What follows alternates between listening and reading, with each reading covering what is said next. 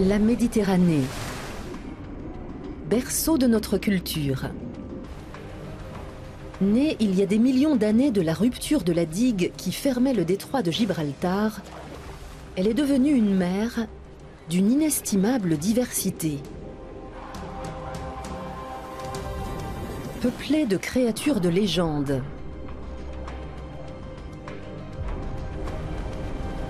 dans des paysages d'une saisissante beauté.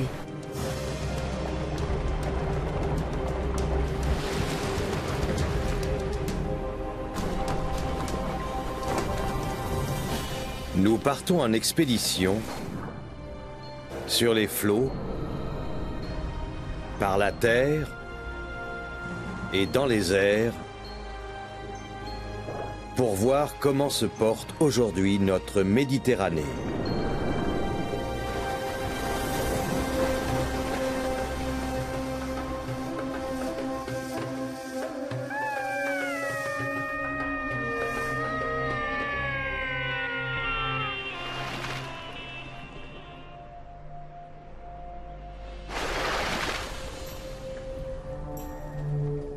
Le Toftewag, notre bateau d'expédition vieux de plus d'un siècle, quitte le port de Marseille. À son bord, une équipe de biologistes et de caméramans à la recherche des animaux qui peuplent les mythes et les légendes de la Méditerranée.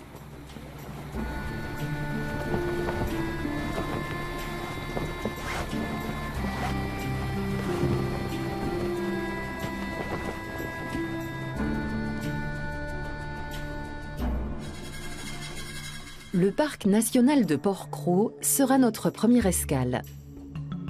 Le Toftewag longera ensuite les côtes italiennes en direction de l'est, avant d'atteindre les côtes grecques de la mer Égée. Munis d'un câble de 50 mètres de long et d'un simple micro, nous espérons localiser des baleines et des dauphins, animaux dont on sait qu'ils communiquent grâce à une multitude de sons.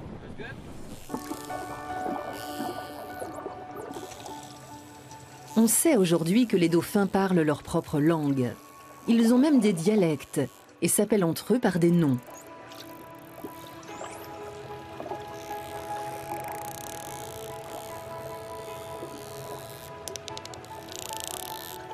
Les dauphins cherchent toujours à entrer en contact avec les hommes. C'est sans doute cette particularité qui leur a valu d'être vénérés comme les messagers des dieux dans la Grèce antique.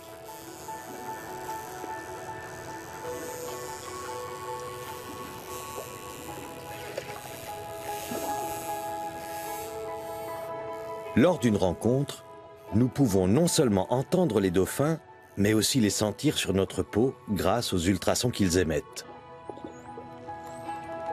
De telles rencontres sont devenues rares. Mais nous avons de la chance, car dès le 3e jour, notre attente est récompensée. Nous repérons un groupe de grands dauphins et de dauphins communs à bec court. Une telle alliance n'augure rien de bon. Si les deux espèces se retrouvent, c'est pour mieux pouvoir chasser. En effet, lorsque les individus d'une espèce sont devenus trop peu nombreux, ils ne parviennent plus à former un bataillon de chasse efficace. Ils sont maintenant suffisamment prêts pour que nous puissions les photographier et les identifier. En cabine, nous comparons les photos de leurs nageoires dorsales avec celles de nos archives. Chez les dauphins, les nageoires dorsales sont l'équivalent de nos empreintes digitales. Elles sont propres à chaque individu. Nous chargeons les images dans une base de données en réseau afin que tous les chercheurs du bassin méditerranéen puissent les comparer avec leurs propres clichés. C'est un premier pas pour mieux comprendre la migration des dauphins. Les grands dauphins à gros nez peuvent vivre jusqu'à 20 ans. Il y a donc de fortes chances de retomber sur le même spécimen.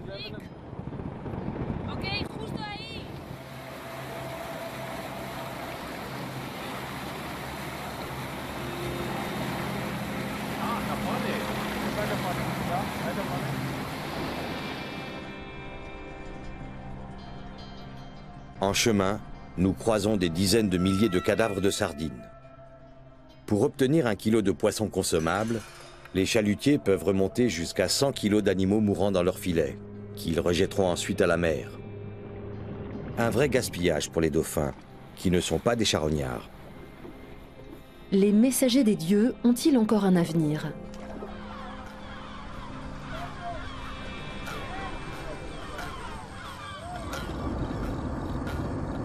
Nous sommes en quête d'un oiseau de feu.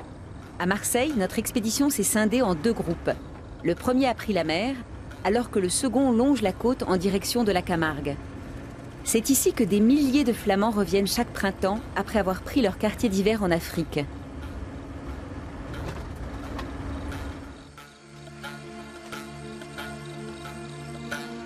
C'est dans le delta du Rhône que se trouve une de leurs principales aires de reproduction en Europe.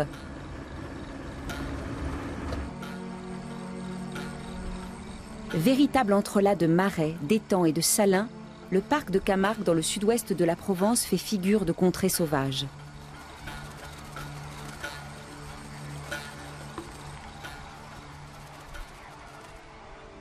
Dans l'Égypte antique, on vénérait les Flamands comme la réincarnation de Ra, le dieu soleil. Et dans la Grèce antique, le flamand n'était autre que le légendaire phénix. Un oiseau omniprésent dans les mythes de l'Antiquité. Une créature calcinée qui renaît de ses cendres sous la forme du phénix.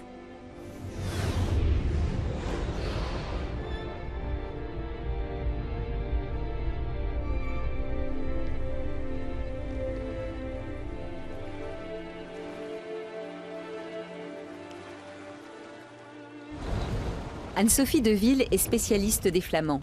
Ensemble, nous nous rendons sur un îlot de reproduction de 40 000 flamands auquel seuls les scientifiques ont accès. Mais Anne-Sophie, ils n'ont pas peur de bateaux? Non, c'est une forme qu'ils connaissent et qui les effraie pas. Ah. Il y a certains individus, enfin beaucoup d'individus qui viennent là chaque année.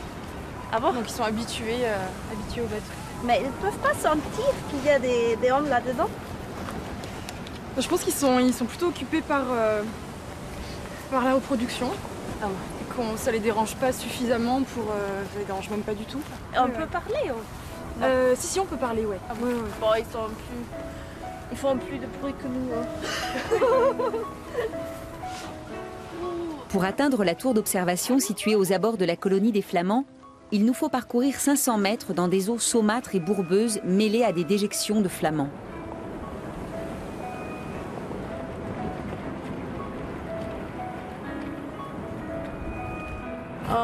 Il faut tourner. À droite. Oui, à droite. Comme ça? C'est très fort avec le vent. Ça peut tomber en fait. Alors effectivement, s'il y a beaucoup de monde, ça peut tomber.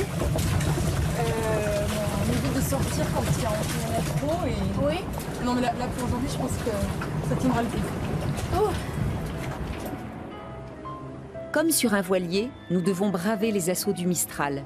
Et il est hors de question de quitter notre cachette. Ce serait à coup sûr effrayer les Flamands et entraver leur reproduction.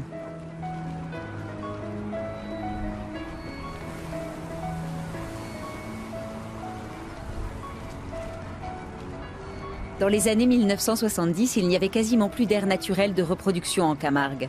L'île Fangassie a donc été artificiellement créée. Depuis, les légendaires oiseaux de feu y reviennent chaque année.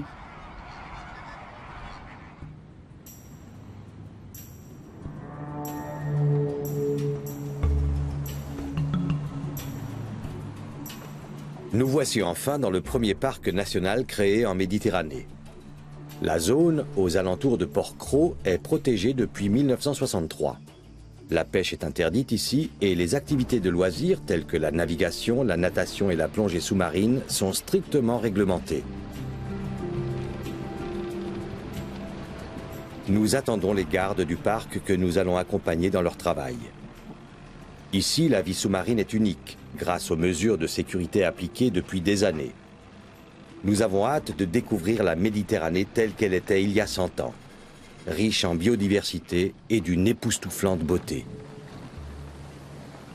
À quelques 10 km seulement des plages surpeuplées du littoral, la Méditerranée a-t-elle vraiment pansé ses plaies ?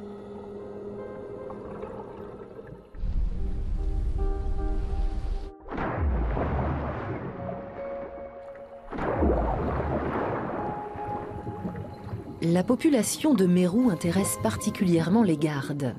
Ce poisson a presque disparu des fonds marins partout ailleurs.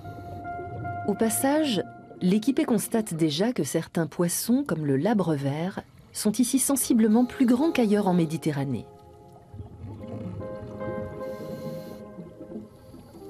Et les homards, qui se font si rares d'habitude, sont très nombreux ici à rôder autour de leur proie.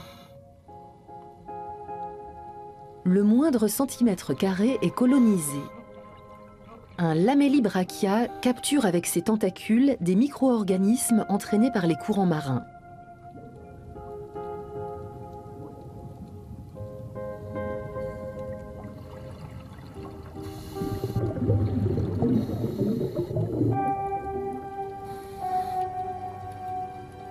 Et soudain, un mérou d'environ 20 kilos fait son apparition.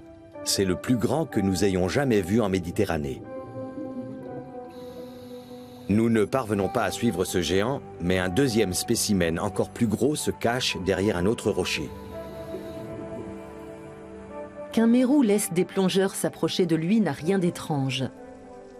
Ces poissons restent toute leur vie sur le même territoire et les nouveaux venus attisent leur curiosité.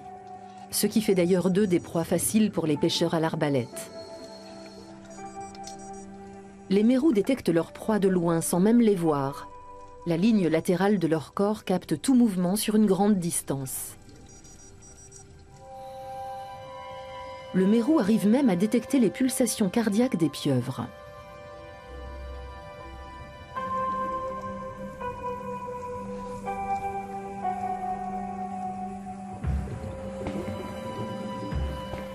Ce mérou est manifestement affamé. La pieuvre a senti les vibrations du chasseur et détale sur le champ. Mais cette course a émoustillé l'instinct de chasseur du mérou. L'ancre n'est d'aucun recours pour tenir le mérou à distance. Et la pieuvre n'est pas connue pour battre des records d'endurance.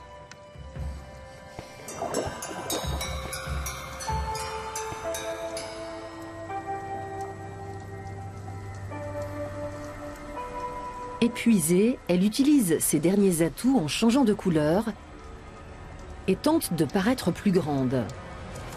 Peine perdue.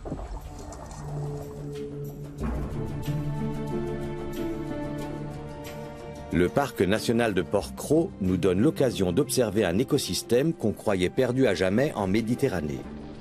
Dans cette zone protégée, la vie sous-marine a pu être préservée dans son état naturel. Les scientifiques n'ont d'ailleurs de cesse de réclamer qu'on agrandisse la zone. 4 jours après notre départ de Port-Cros, nous arrivons près des côtes septentrionales corses et rencontrons des dauphins de Risseau. Mais ils nous font clairement comprendre que nous ne sommes pas les bienvenus et que nous ne devons pas nous approcher davantage.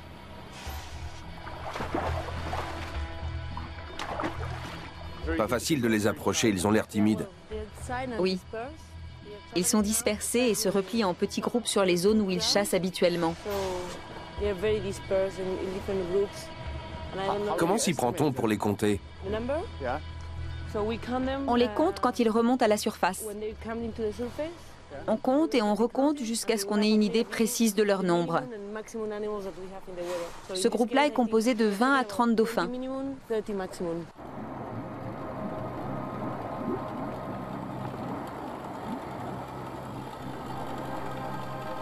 Pour le moment, le Toftevague accompagne les animaux tout en gardant une distance de sécurité. Ainsi, le groupe s'habitue petit à petit à la présence du bateau. 3 heures plus tard, les animaux s'approchent, attirés par la vague à l'avant du bateau.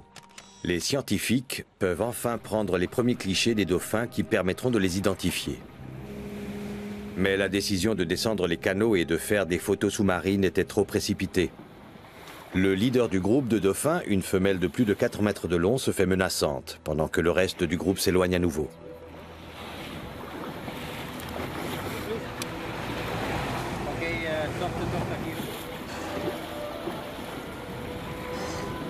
Deux heures s'écoulent avant que les animaux ne s'habituent à la chaloupe. Very good, Victor. Une petite astuce nous a finalement permis de faire des clichés sous l'eau. Nous nous laissons glisser le long d'une corde arrimée au bateau, si bien que les animaux ne sont pas inquiétés comme ils le seraient face à des plongeurs habituels.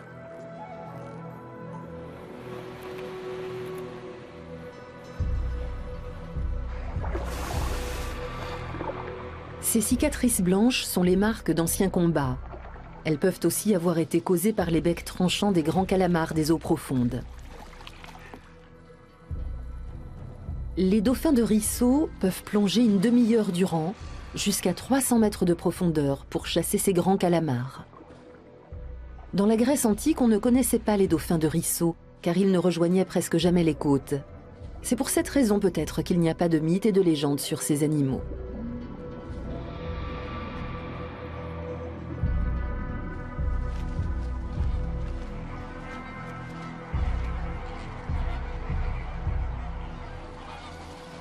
À la mi-mai, les flamands de l'île Fangassier en Camargue sont en pleine période de reproduction.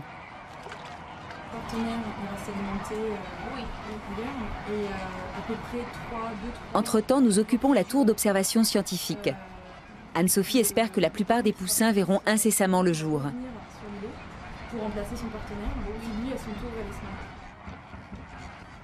L'éclosion ne saurait tarder. Mais cette année, le printemps a été froid et venteux. Et la reproduction a pris du retard. Est-ce que tu peux voir si tu vois les poussins? Il faut attendre qu'ils se lèvent pour faire la main se lève pour avoir les poussins. Ah bon, ils sont encore... Parce qu'ils sont... Oui, alors, c'est vrai, ils sont petits, j'imagine qu'ils ont quelques jours. Ah bon. En dehors des œufs, on ne distingue pas grand-chose dans ces nids construits à base de boue. Après, on peut le voir sous l'aile.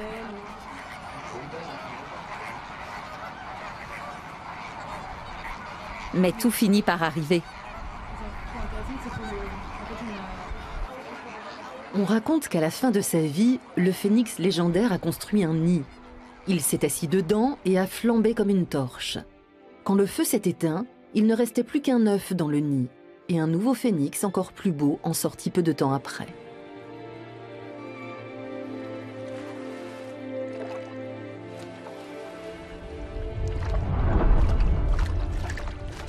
En grec ancien, phénix signifie rouge flamboyant.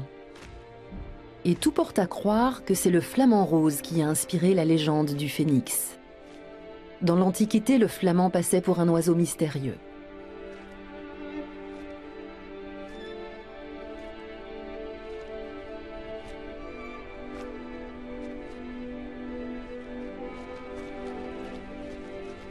Aujourd'hui, on le connaît suffisamment bien pour savoir qu'il a besoin de la protection de l'homme.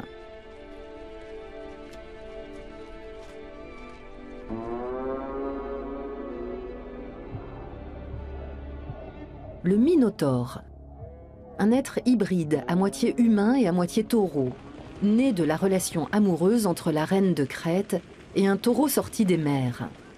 Gardé prisonnier dans un labyrinthe, on donnait en pitance à ce monstre de jeunes vierges. Quel taureau des côtes méditerranéennes a été le modèle de cette créature légendaire?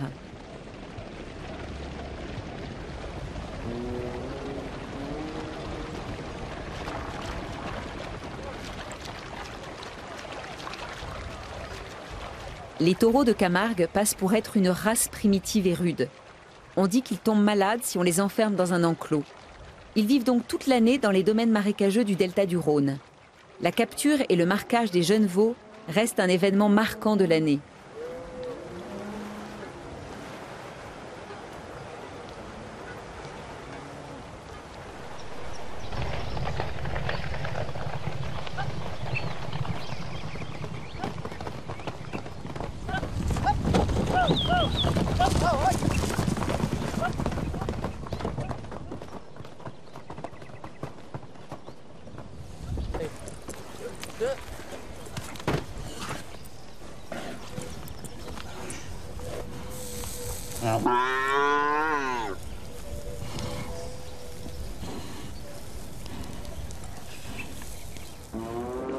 Le légendaire Minotaure aurait été vaincu par Thésée, le héros et futur roi d'Athènes. Aujourd'hui encore, la tradition de la course de taureaux repose sur la volonté de l'homme de se confronter à main nue à ce puissant animal. Alors que le taureau espagnol laisse sa vie dans les impitoyables corridas, le taureau de Camargue ressort vivant des courses camarguaises et peut ensuite retrouver son troupeau dans la nature. Chaque nouvelle représentation fait de lui un adversaire toujours plus redoutable.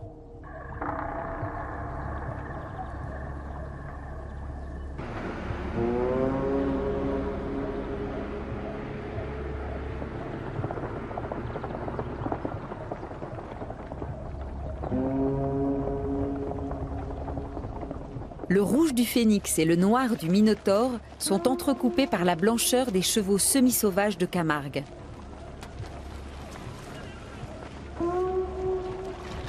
Le spectacle évoque Pégase, ce cheval blanc ailé, enfant de Poséidon, le dieu des mers.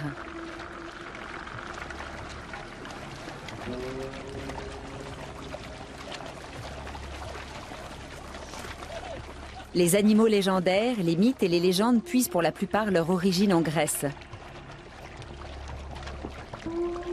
Il paraît qu'un mystérieux prédateur vit encore dans le pays de Pégase et de Poséidon, le chacal. Anubis, le dieu égyptien du désert et de la nécropole, est représenté par une tête de ce canidé. Nous partons à sa rencontre.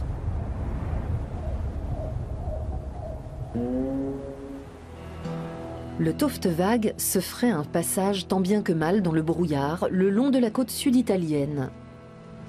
Ce n'est pas un hasard si les marins de l'Antiquité redoutaient les caprices de la météo.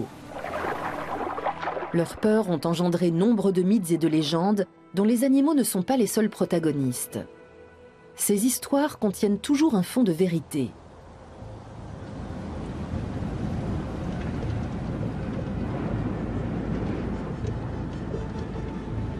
Car, sous l'emprise des forces de la nature, la Méditerranée peut se révéler mortelle.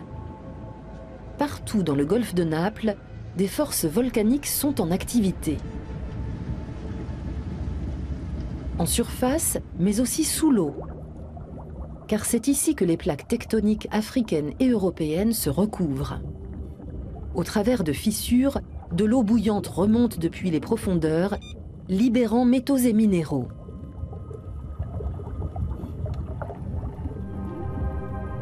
La vie n'en grouille pas moins autour de ces fumerolles empoisonnées, sources de soufre.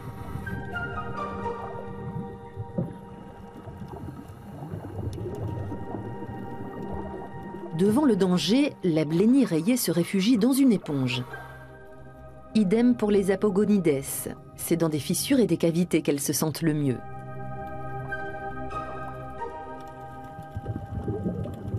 Mais le péril plane autour de l'antique ville portuaire de Baiae, qui tiendrait son nom d'un compagnon d'Ulysse. La ville entière a sombré sous la pression tectonique des plaques continentales.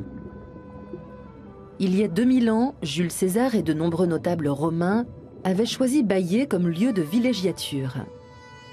C'était sans compter sur la montée des eaux au cours des siècles qui suivirent, jusqu'à ce que la ville soit entièrement engloutie.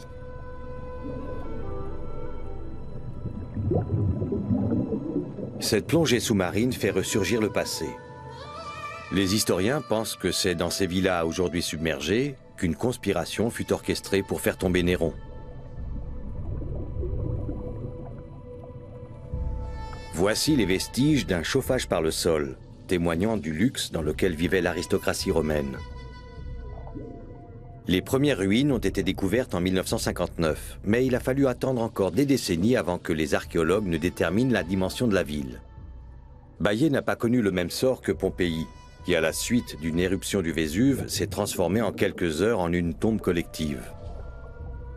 Dans le cas de Baiae, l'eau est montée imperceptiblement jusqu'à ce que la ville soit simplement laissée à l'abandon.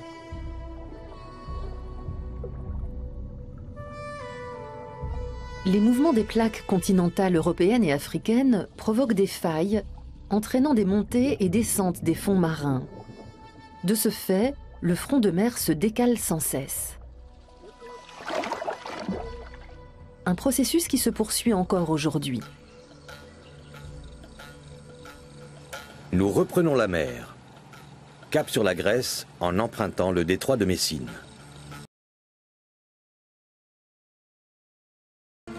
L'équipe à terre est déjà arrivée à bon port. C'est en Grèce, dans le delta de la Mesta, que se trouve la plus grande population européenne de chacals dorés. Elisabeth Schöntal connaît toutes les légendes mettant en scène cet animal considéré en Grèce et en Égypte comme le symbole de la mort. Les chacals déterraient les corps des morts à peine enterrés et mangeaient leurs entrailles pour en recueillir les bactéries intestinales. Le chacal est ainsi plus ou moins directement lié au culte de la mort. Ce n'est pas un animal très apprécié. Non, il n'a jamais été aimé. Il se cache bien et n'apparaît que de manière ponctuelle. Il est difficile à observer. C'est vraiment un animal à part.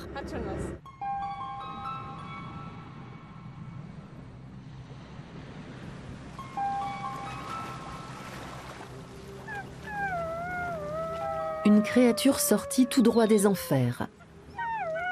En Égypte, Anubis, le dieu de la mort, est représenté avec une tête de chacal. Son hurlement passait pour être le cri de la mort.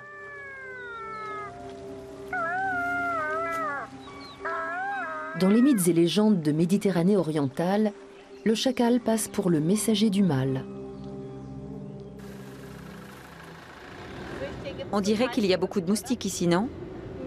Des milliards. Ils naissent tous ici.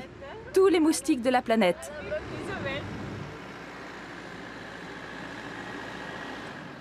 Ici, en face de l'île de Thasos, le fleuve Mesta se jette dans la mer.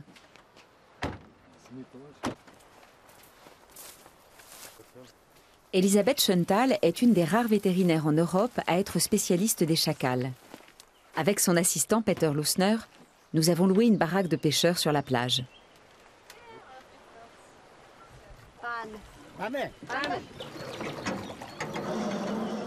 Les pêcheurs nous ont dit que tôt le matin, sur les bancs de sable au milieu du fleuve, on pouvait voir des chacals. Dimitri, notre passeur, ne manque pas de nous faire profiter de ses connaissances.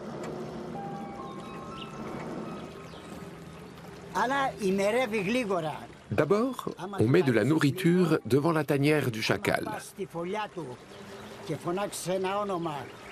Ensuite, il faut crier le nom d'une personne à qui l'on souhaite jeter un sort. Si le chacal vient manger l'offrande, il arrivera un malheur à notre ennemi.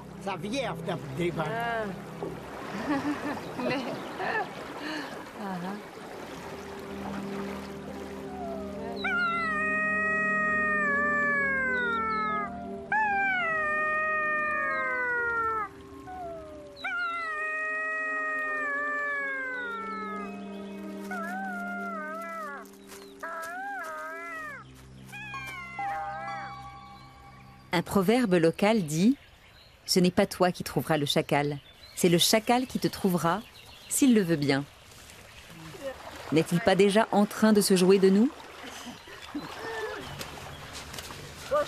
Regarde, il y a des traces ici. Des traces de chacal. Suivons-les pour voir où elles mènent. Mais elle s'arrête là. Non, regarde, celle-ci continue. On a failli passer à côté. Quelqu'un nous aurait-il jeté le sort dont parlait le vieux passeur? Toujours est-il que nous venons de crever.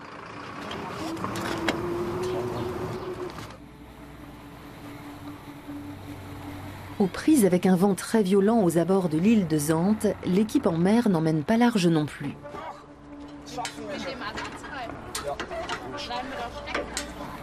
Mais les anneaux de bois centenaires tiennent bon.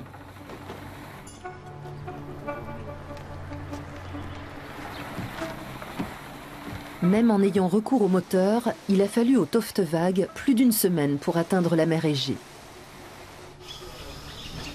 Le garage nous a réservé une belle découverte. Des hirondelles y bâtissent joliment leur nid et nous distraient pendant notre attente.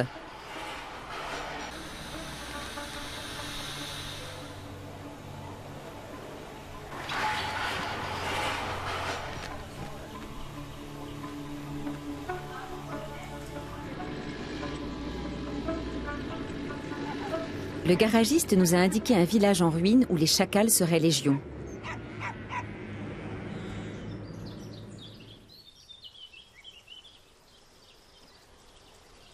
Faux espoir. C'est seulement un chien. Regarde, comme il est mignon. Qu'est-ce que c'est? Un hibou. C'est un jeune, sinon il aurait déjà pris son envol. Il attend que ses parents viennent le nourrir. Il ne peut pas encore voler. Mais il essaie. Il est très excité. Mais c'est toujours comme ça quand il y a plusieurs petits dans un nid. Ils ne s'envolent jamais vers le même endroit. Ils partent un peu dans toutes les directions. Comme ça, quand un chacal arrive, comme celui qu'on cherche et qu'on ne trouve pas, il ne peut pas manger toute la couvée d'un coup.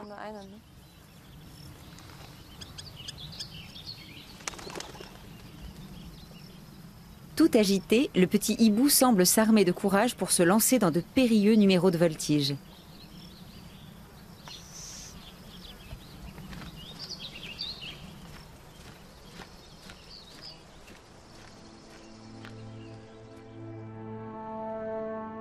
Dans les pays méditerranéens, le hibou a depuis toujours éveillé l'imagination des hommes.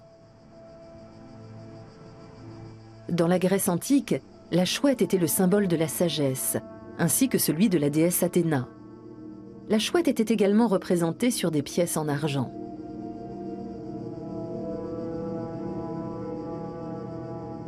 Le proverbe allemand « porter des chouettes à Athènes » signifie entreprendre quelque chose de superflu.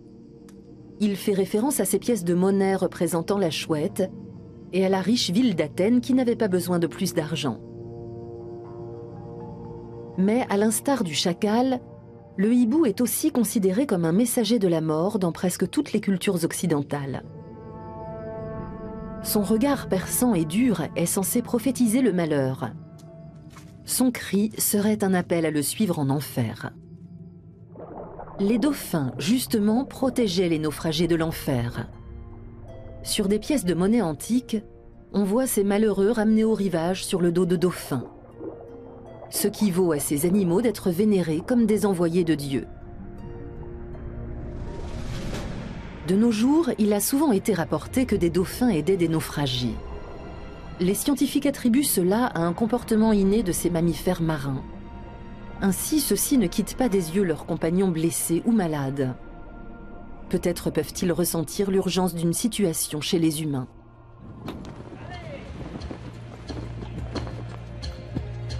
Cela fait presque 3 semaines que nous voguons sur la mer Égée. Nous n'avons croisé des mammifères marins qu'à de rares et brèves occasions. Le constat est clair. Le nombre de dauphins dans la Méditerranée est en constante diminution. Les scientifiques pensent que leur population dans l'Adriatique a été divisée par 2 au cours des 30 dernières années. En l'absence de recherches systématiques et de données précises, la situation des animaux le long des 4000 km de la côte africaine reste quant à elle inconnue. Mais enfin, au 21e jour de notre voyage, ce n'est pas un grand dauphin que nous croisons, mais toute une colonie.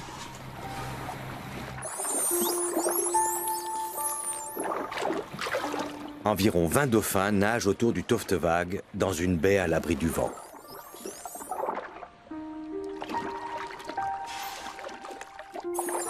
Trois mâles gravitent autour d'une femelle. Ils n'appartiennent manifestement pas au groupe, les jeunes mâles vivant dans des groupes séparés.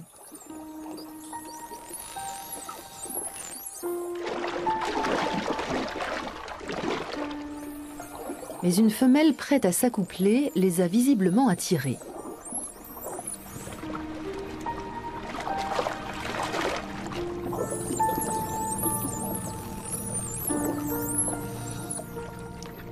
Le comportement sexuel des dauphins est complexe, mais en règle générale, ils ne s'accouplent qu'avec un seul partenaire, en réitérant le rapport plusieurs fois dans la journée.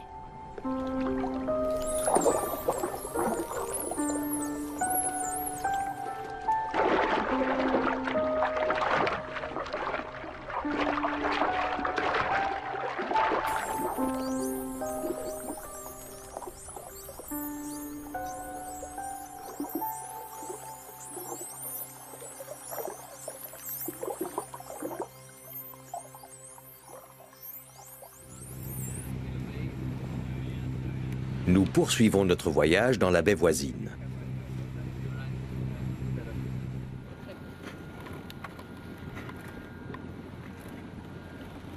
Nous avons rendez-vous avec Evi Tsuyopoulou du Centre hellénique pour la recherche marine.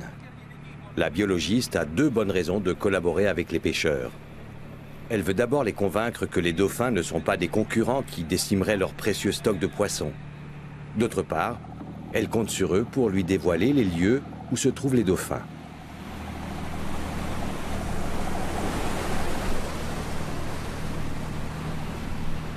Des décennies durant, les pêcheurs ont tiré sur les dauphins parce que ces animaux intelligents pouvaient facilement dérober quelques poissons de leur filet. Evi tente de trouver une solution à l'amiable. Elle est en train de tester des émetteurs à ultrasons susceptibles de tenir les dauphins à distance des filets de pêche. On installe combien d'émetteurs sur le filet? Je vais en placer un tous les 150 mètres. Et ça va marcher? Je ne sais pas encore. Au départ, il était prévu d'en mettre un tous les 200 mètres pour être sûr.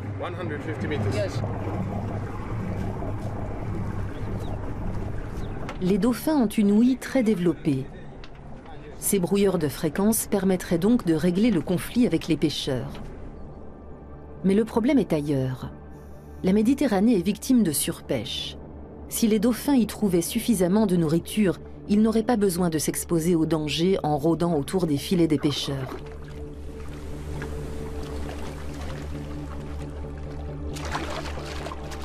Nous voulons contrôler les émetteurs et vérifier que les ultrasons tiennent bien les dauphins à distance des filets de pêche. L'oreille humaine, en revanche, ne peut pas du tout les percevoir. Mais lorsque nous nous éloignons du filet de pêche, le dauphin est de nouveau là.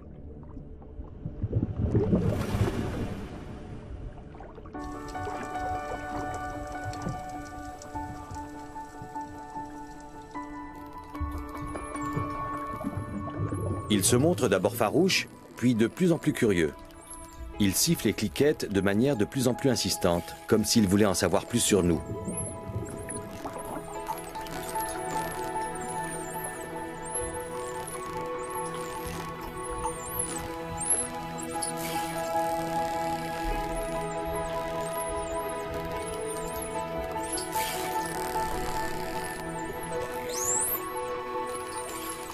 Puis, de plus en plus de dauphins apparaissent.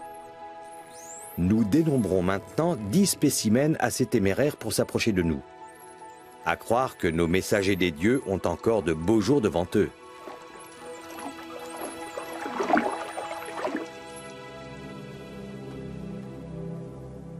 Vivant à l'abri des regards, le chacal a inspiré de nombreuses légendes. Les hommes ont toujours redouté ce qu'ils connaissent mal.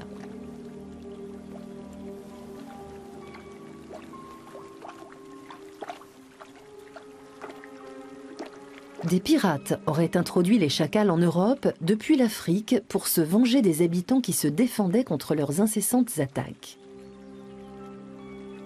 Depuis l'Antiquité, le chacal passe donc pour un monstre de l'enfer, un allié du diable, un chasseur sournois et un insidieux voleur d'oiseaux.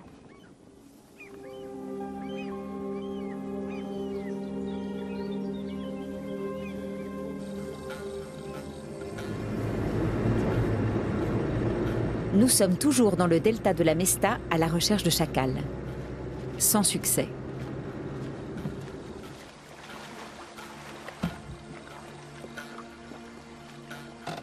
Nous nous rendons en canoë jusqu'à l'embouchure de la Mesta pour rejoindre la mer. L'idée de voir un chacal en chair et en os ne nous laisse plus aucun répit.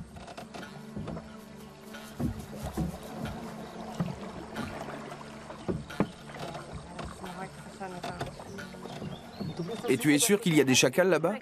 J'en suis absolument sûre. Si tu en as vu une fois, tu en verras toujours d'autres. Ah bon? Ça fait aussi partie d'un des nombreux mythes, c'est ça? C'est tellement plat ici, je crois que c'est peine perdue.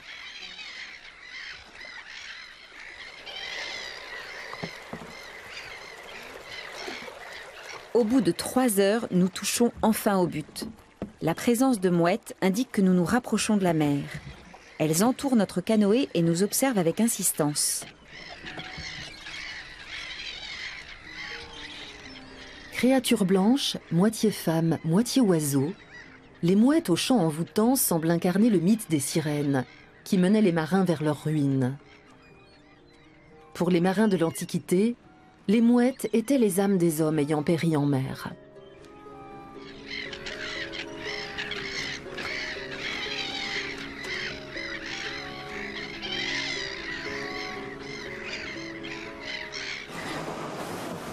Mais ce destin nous est épargné. Le retour est laborieux et nous mène à travers l'eau saumâtre d'une ancienne saline. Ça devrait suffire pour aujourd'hui. Mais Elisabeth y croit encore.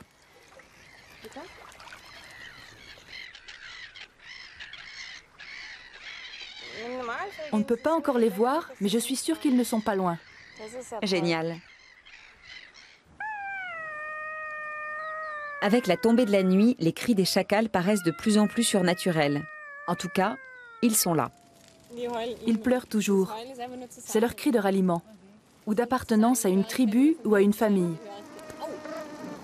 Je suis en train de me faire dévorer par des moustiques.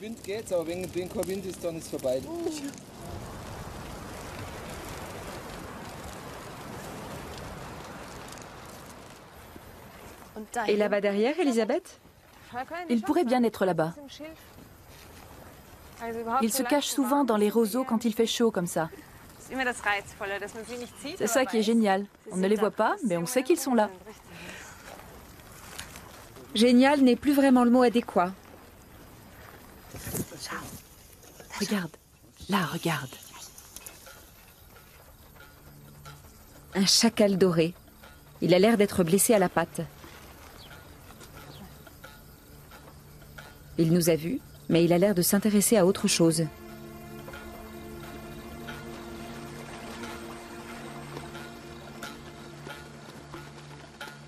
Effectivement. Elisabeth nous a dit qu'on voit beaucoup de chacals sur la plage à marée basse. Ils adorent les crustacés.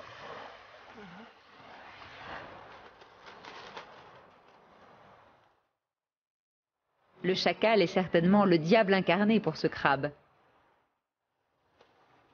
Mais il se bat avec courage.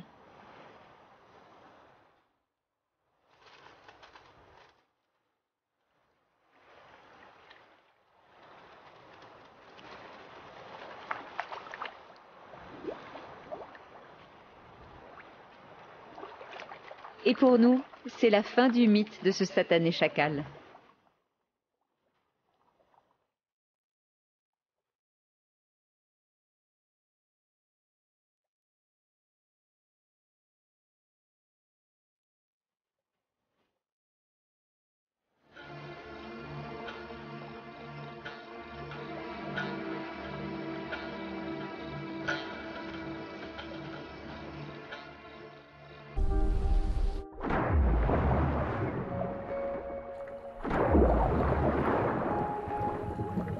La population de mérou intéresse particulièrement les gardes. Ce poisson a presque disparu des fonds marins partout ailleurs. Au passage, l'équipée constate déjà que certains poissons, comme le labre vert, sont ici sensiblement plus grands qu'ailleurs en Méditerranée.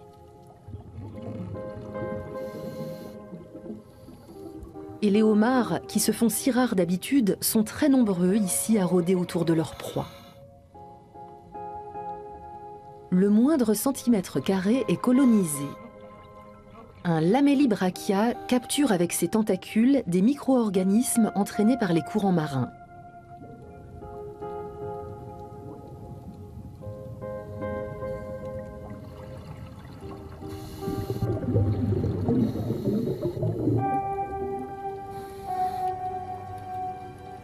Et soudain, un mérou d'environ 20 kilos fait son apparition. C'est le plus grand que nous ayons jamais vu en Méditerranée. Nous ne parvenons pas à suivre ce géant, mais un deuxième spécimen encore plus gros se cache derrière un autre rocher. Qu'un mérou laisse des plongeurs s'approcher de lui n'a rien d'étrange. Ces poissons restent toute leur vie sur le même territoire et les nouveaux venus attisent leur curiosité, ce qui fait d'ailleurs d'eux des proies faciles pour les pêcheurs à l'arbalète. Les mérous détectent leurs proies de loin sans même les voir. La ligne latérale de leur corps capte tout mouvement sur une grande distance. Le mérou arrive même à détecter les pulsations cardiaques des pieuvres.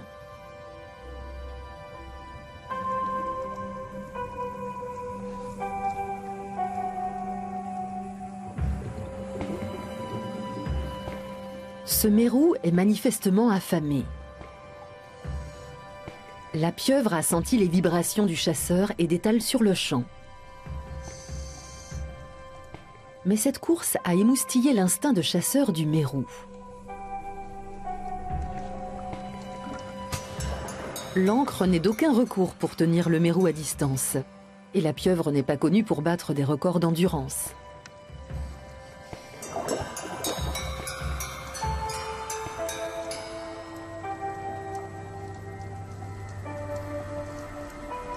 Épuisée, elle utilise ses derniers atouts en changeant de couleur et tente de paraître plus grande.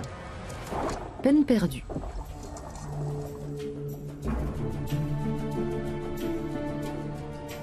Le parc national de Port-Cros nous donne l'occasion d'observer un écosystème qu'on croyait perdu à... En grec ancien, phénix signifie rouge flamboyant. Et tout porte à croire que c'est le flamant rose qui a inspiré la légende du phénix. Dans l'Antiquité, le flamant passait pour un oiseau mystérieux.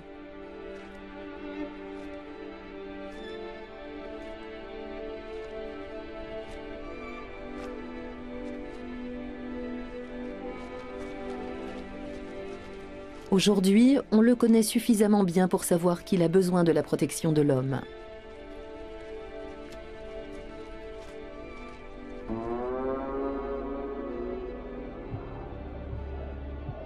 Le minotaure, un être hybride à moitié humain et à moitié taureau, né de la relation amoureuse entre la reine de Crète et un taureau sorti des mers. Gardé prisonnier dans un labyrinthe, on donnait en pitance à ce monstre de jeunes vierges. Quel taureau des côtes méditerranéennes a été le modèle de cette créature légendaire?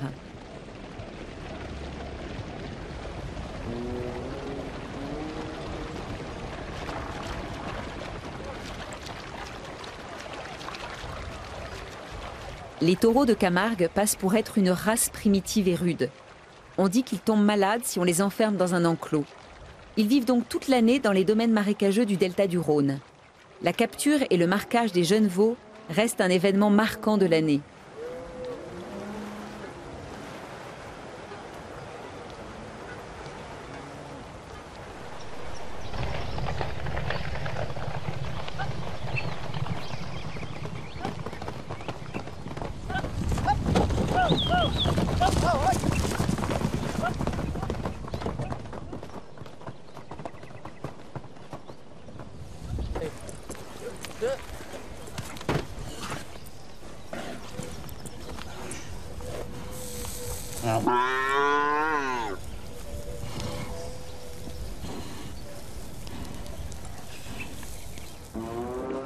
Le légendaire Minotaure aurait été vaincu par Thésée, le héros et futur roi d'Athènes. Aujourd'hui encore, la tradition de la course de taureaux repose sur la volonté de l'homme de se confronter à main nue à ce puissant animal. Alors que le taureau espagnol laisse sa vie dans les impitoyables corridas, le taureau de Camargue ressort vivant des courses camarguaises et peut ensuite retrouver son troupeau dans la nature. Chaque nouvelle représentation fait de lui un adversaire toujours plus redoutable.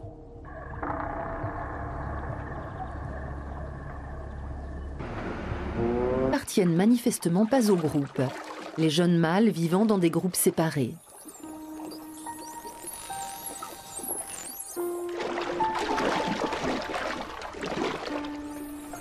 Mais une femelle prête à s'accoupler les a visiblement attirés.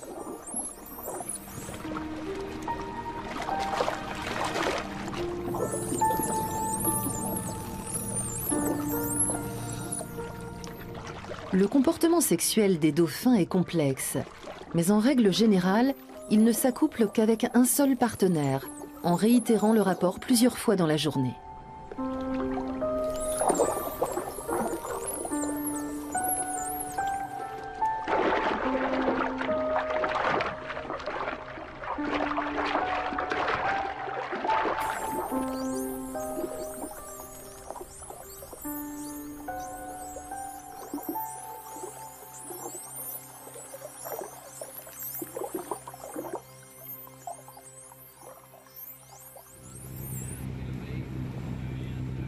Nous poursuivons notre voyage dans la baie voisine.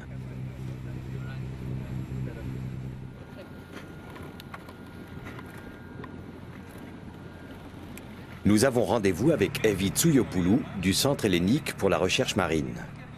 La biologiste a 2 bonnes raisons de collaborer avec les pêcheurs. Elle veut d'abord les convaincre que les dauphins ne sont pas des concurrents qui décimeraient leur précieux stock de poissons. D'autre part, elle compte sur eux pour lui dévoiler les lieux où se trouvent les dauphins.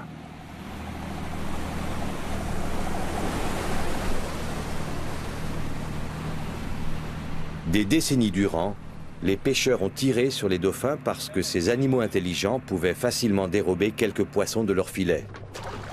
Evi tente de trouver une solution à l'amiable.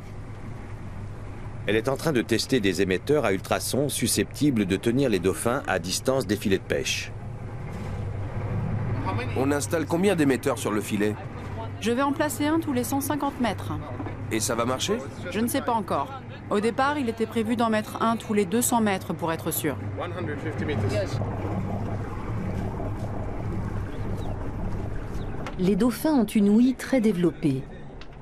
Ces brouilleurs de fréquences permettraient donc de régler le conflit avec les pêcheurs. Mais le problème est ailleurs. La Méditerranée est victime de surpêche. Si les dauphins y trouvaient suffisamment de nourriture, ils n'auraient pas besoin de s'exposer aux dangers en rôdant autour des filets des pêcheurs.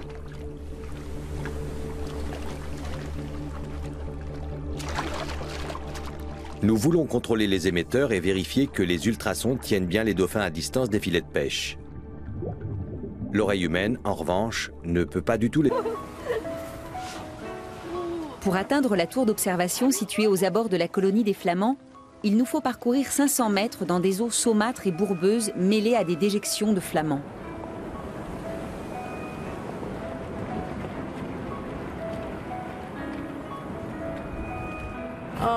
Il faut tourner.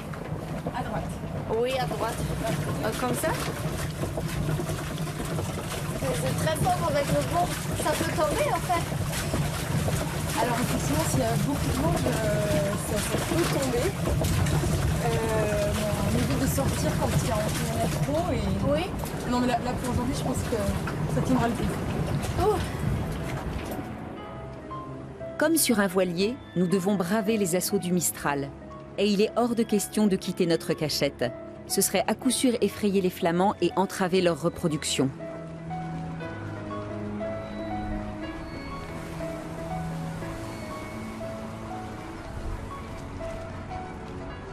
Dans les années 1970, il n'y avait quasiment plus d'air naturel de reproduction en Camargue. L'île Fangassi a donc été artificiellement créée. Depuis, les légendaires oiseaux de feu y reviennent chaque année.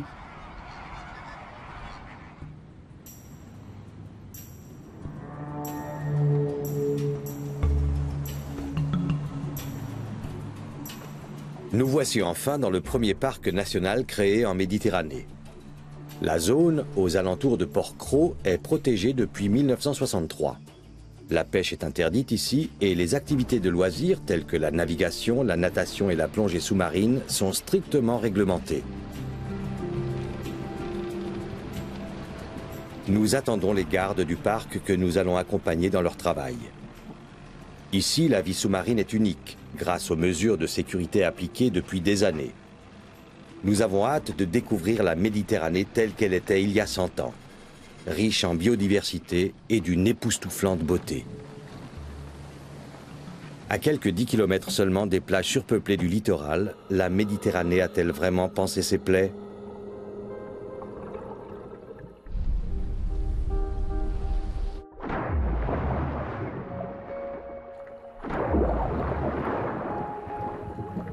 La population de mérou intéresse particulièrement les gardes. Ce poisson a presque disparu des fonds marins partout ailleurs.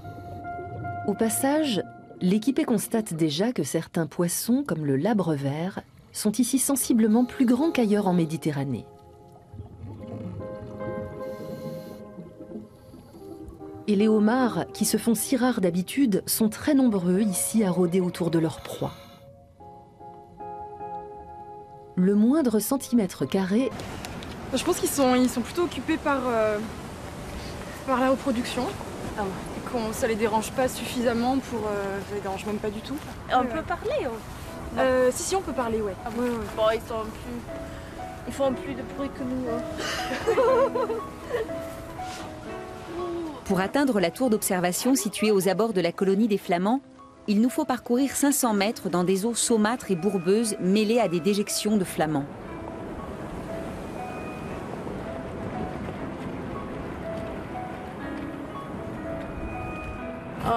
Il faut tourner. À droite. Oui, à droite. Comme ça. C'est très fort avec le vent. Ça peut tomber en fait. Alors effectivement, s'il y a beaucoup de vent, ça peut tomber. On évite de sortir quand il y en a trop. Et... Oui. Non mais là pour aujourd'hui, je pense que ça tiendra le coup. Oh. Comme sur un voilier, nous devons braver les assauts du Mistral. Et il est hors de question de quitter notre cachette. Ce serait à coup sûr effrayer les Flamands et entraver leur reproduction.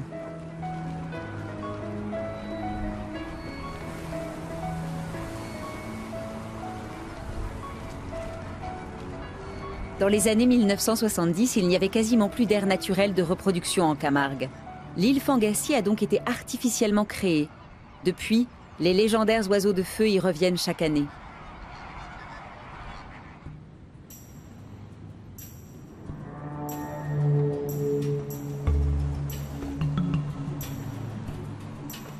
Nous voici enfin dans le premier parc national créé en Méditerranée.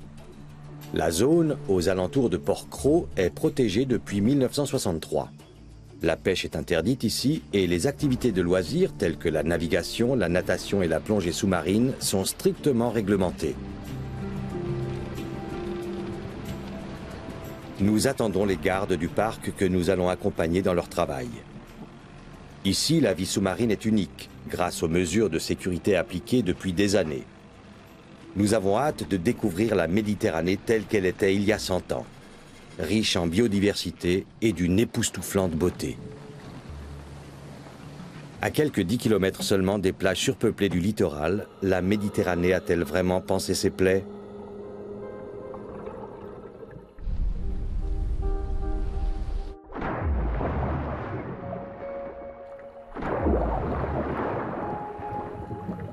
La population de mérou intéresse particulièrement les gardes. Ce poisson a presque disparu des fonds marins partout ailleurs. Au passage, l'équipée constate déjà que certains poissons, comme le labre vert, sont ici... Recherche marine. La biologiste a 2 bonnes raisons de collaborer avec les pêcheurs. Elle veut d'abord les convaincre que les dauphins ne sont pas des concurrents qui décimeraient leur précieux stock de poissons.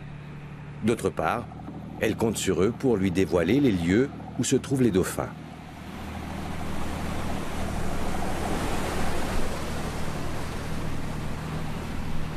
Des décennies durant, les pêcheurs ont tiré sur les dauphins parce que ces animaux intelligents pouvaient facilement dérober quelques poissons de leur filet. Evie tente de trouver une solution à l'amiable. Elle est en train de tester des émetteurs à ultrasons susceptibles de tenir les dauphins à distance des filets de pêche. On installe combien d'émetteurs sur le filet? Je vais en placer un tous les 150 mètres.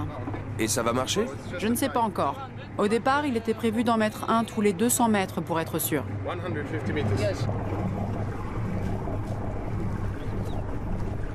Les dauphins ont une ouïe très développée. Ces brouilleurs de fréquences permettraient donc de régler le conflit avec les pêcheurs. Mais le problème est ailleurs. La Méditerranée est victime de surpêche. Si les dauphins y trouvaient suffisamment de nourriture, ils n'auraient pas besoin de s'exposer au danger en rôdant autour des filets des pêcheurs.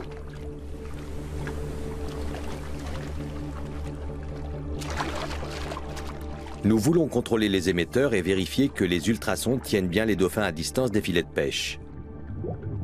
L'oreille humaine, en revanche, ne peut pas du tout les percevoir. Mais lorsque nous nous éloignons du filet de pêche, le dauphin est de nouveau là.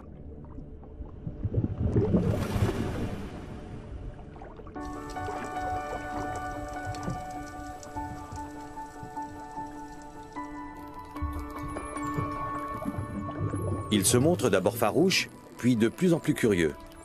Il siffle et cliquette de manière de plus en plus insistante, comme s'il voulait en savoir plus sur nous.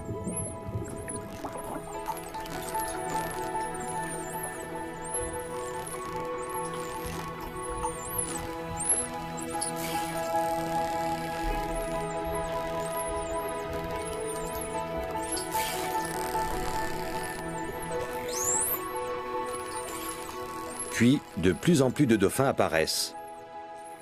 Nous dénombrons maintenant 10 spécimens assez téméraires pour s'approcher de nous. À croire que nos messagers des dieux ont encore de beaux jours devant eux.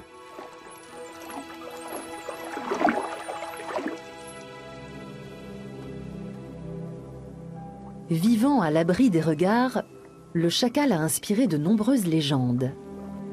Les hommes ont toujours redouté ce qu'ils connaissent mal.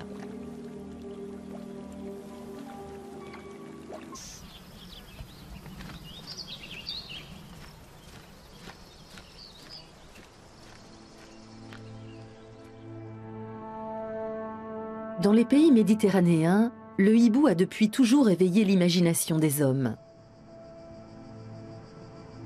Dans la Grèce antique, la chouette était le symbole de la sagesse, ainsi que celui de la déesse Athéna. La chouette était également représentée sur des pièces en argent.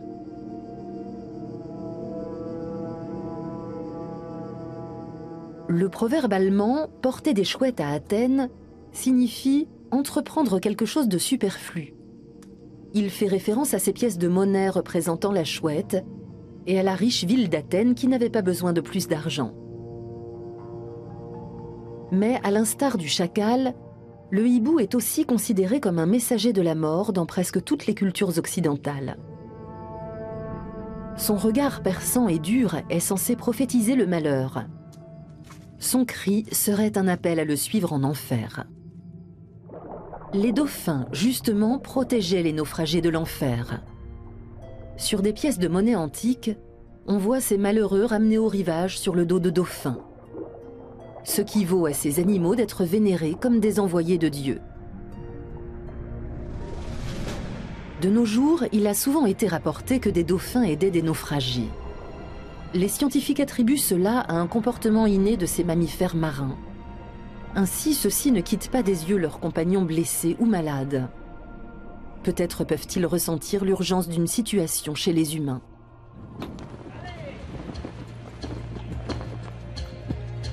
Cela fait presque 3 semaines que nous voguons sur la mer Égée. Nous n'avons croisé des mammifères marins qu'à de rares et brèves occasions. Le constat est clair. Le nombre de dauphins dans la Méditerranée est en constante diminution. Les scientifiques pensent que leur population dans l'Adriatique a été divisée par 2 au cours des 30 dernières années. En l'absence de recherches systématiques et de données précises, la situation des animaux le long des 4000 km de la côte africaine reste quant à elle inconnue. Mais enfin, au 21e jour de notre voyage, ce n'est pas un grand dauphin que nous croisons, mais toute une colonie.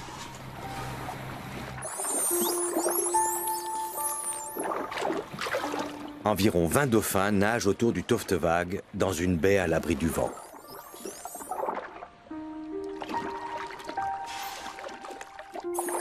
Trois mâles gravitent autour d'une femelle. Ils n'appartiennent manifestement pas au groupe, les jeunes mâles vivant dans des groupes séparés.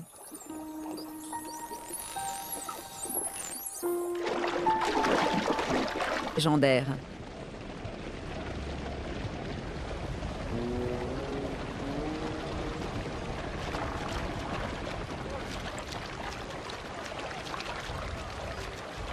Les taureaux de Camargue passent pour être une race primitive et rude.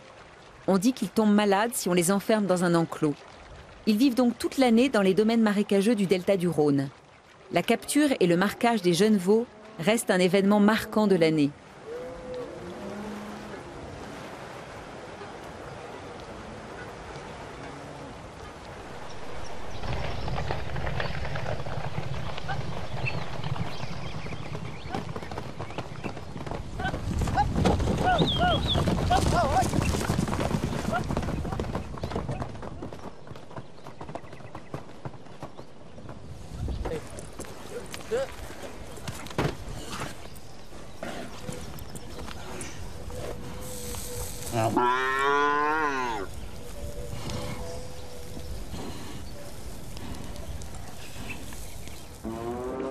Le légendaire Minotaure aurait été vaincu par Thésée, le héros et futur roi d'Athènes.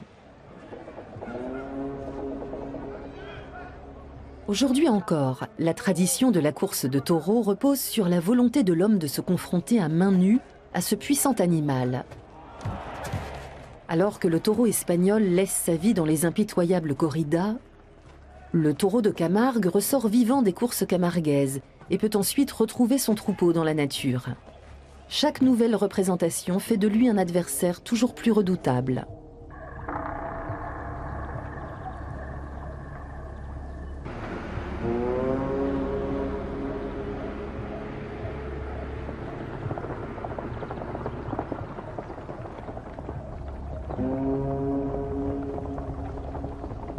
Le rouge du phénix et le noir du minotaure sont entrecoupés par la blancheur des chevaux semi-sauvages de Camargue.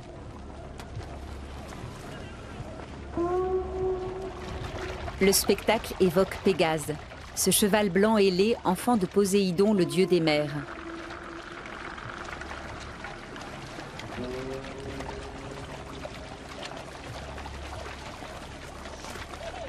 Les animaux légendaires, les mythes et les légendes puisent pour la plupart leur origine en Grèce.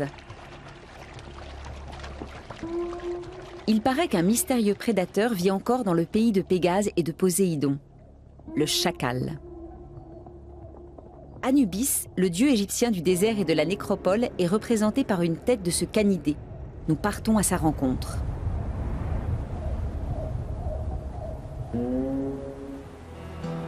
Le Toftevague se ferait un pas.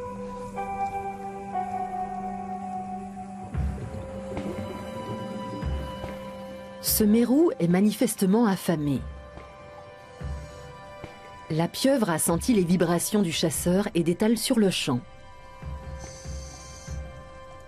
Mais cette course a émoustillé l'instinct de chasseur du mérou. L'ancre n'est d'aucun recours pour tenir le mérou à distance. Et la pieuvre n'est pas connue pour battre des records d'endurance.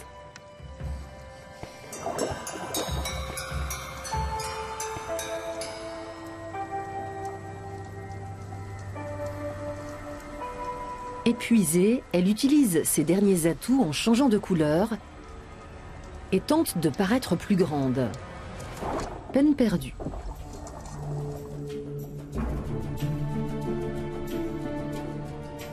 Le parc national de Porquerolles nous donne l'occasion d'observer un écosystème qu'on croyait perdu à jamais en Méditerranée. Dans cette zone protégée, la vie sous-marine a pu être préservée dans son état naturel. Les scientifiques n'ont d'ailleurs de cesse de réclamer qu'on agrandisse la zone. 4 jours après notre départ de Porquerolles, nous arrivons près des côtes septentrionales corses et rencontrons des dauphins de Risseau. Mais ils nous font clairement comprendre que nous ne sommes pas les bienvenus et que nous ne devons pas nous approcher davantage.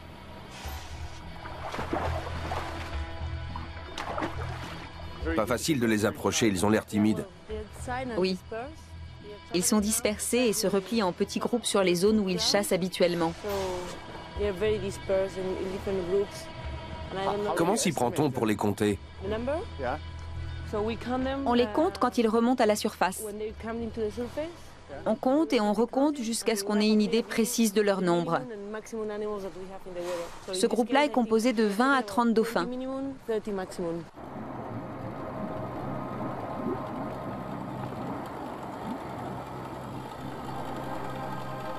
Pour le moment, le Toftevague accompagne les animaux tout en gardant une distance de sécurité. Ainsi, le groupe s'habitue petit à petit à la présence du bateau. 3 heures plus tard, les animaux s'approchent, attirés par la vague à l'avant du bateau. Les scientifiques peuvent enfin prendre les premiers clichés des dauphins qui permettront de les identifier. Mais la décision de descendre les canaux et de faire des photos sous-marines était trop précipitée. Le leader du groupe de dauphins, une femelle de plus de 4 mètres de long, se fait menaçante, pendant que le reste du groupe s'éloigne à nouveau.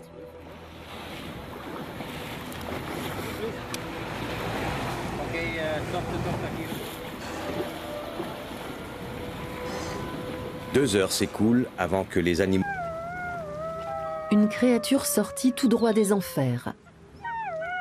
En Égypte, Anubis, le dieu de la mort, est représenté avec une tête de chacal. Son hurlement passait pour être le cri de la mort.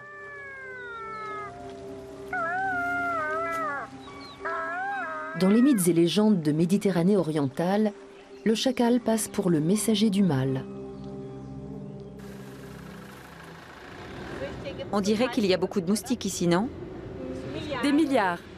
Ils naissent tous ici. Tous les moustiques de la planète.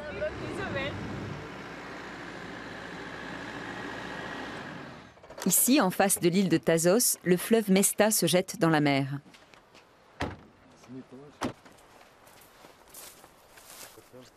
Elisabeth Schöntal est une des rares vétérinaires en Europe à être spécialiste des chacals. Avec son assistant Peter Lusner, nous avons loué une baraque de pêcheurs sur la plage.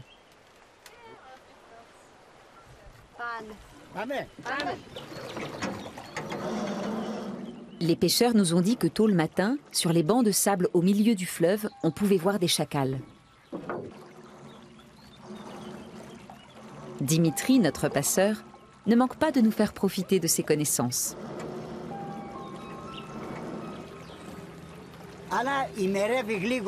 D'abord, on met de la nourriture devant la tanière du chacal. Ensuite, il faut crier le nom d'une personne à qui l'on souhaite jeter un sort. Si le chacal vient manger l'offrande, il arrivera un malheur à notre ennemi.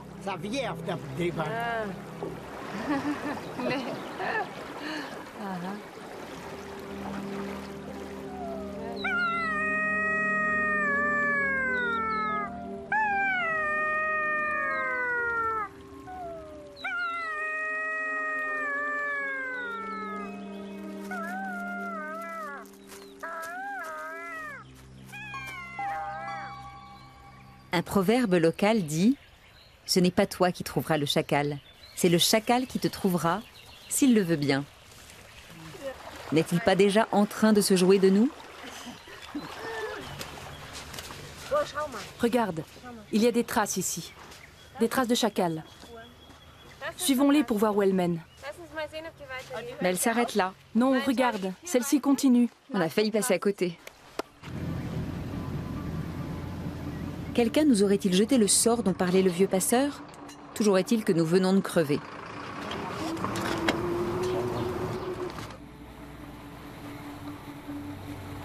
Aux prises avec un vent